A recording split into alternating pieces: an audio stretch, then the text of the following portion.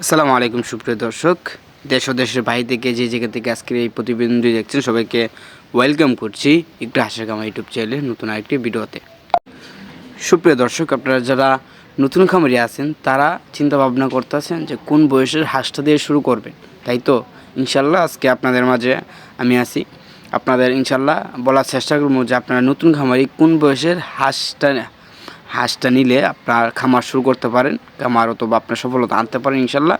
আমাদের যতটুকু আমরা পারি ইনশাল্লাহ ততটুকু বলার চেষ্টা করবো। তো আপনারা যারা নতুন খামারে আছেন বিশেষ করে তারা কিন্তু সম্পূর্ণ ভিডিওটা দেখতে পারেন।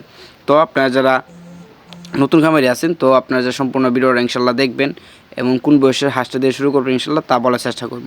তো ভিডিও শুরু করা যাক।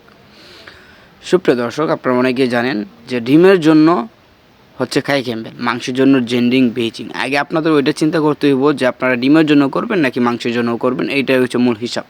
আপনারা যদি ডিমের জন্য করেন সেক্ষেত্রে খাই ক্যাম্বেল, এখন যেহেতু আপনার শীত প্রায়, আবার আপনার নতুন খামারি হইলে আপনার 4 মাস 5 মাস রানিং নিম পাড়া এগুলো দিয়ে শুরু করতে পারেন। ভ্যাকসিন নিশ্চিত থাকবে, কেনমি ডোজ নিশ্চিত থাকবে।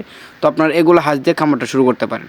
অথবা যারা চাচ্ছেন যে মাংসের জন্য করতে তারা কিন্তু আপনার 4 মাস 5 মাস রানিং নিম পাড়া মনে করেন যে এগুলো না, আর এগুলো হচ্ছে ডিমের জন্য আপনার খাই ক্যাম্বেল। আর যারা মাংসের জন্য খুঁজতে আছেন তারা কিন্তু আপনার বেজিং, জেন্ডিং, ব্ল্যাক হোল এগুলো যাতে মানে এই জাতের গুলা দিয়ে শুরু করতে পারেন। তো আপনারা যারা মাংসের জন্য করবেন তো আমাদের কাছে আপনারা যতটুকু ইনশাল্লাহ সাপোর্ট দেওয়া দরকার ইনশাল্লাহ আপনার দেবো।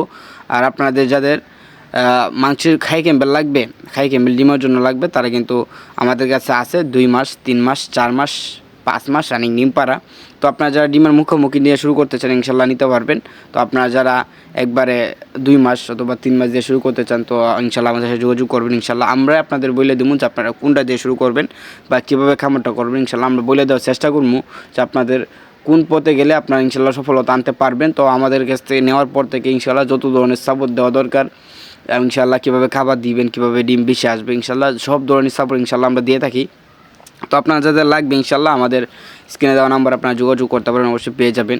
তো আর ভিডিও অত লম্ব করবো না। আপনারা যারা নতুন খামারি আছেন বিশেষ করে তাদের জন্য, যারা পুরাতন খামারি আছে তাদের কিছুই বলার নেই আমার, কারণ তারা যথেষ্ট পরিমাণ অভিজ্ঞতা আছে যে নতুন খামারিদের নিয়েই যত চিন্তা।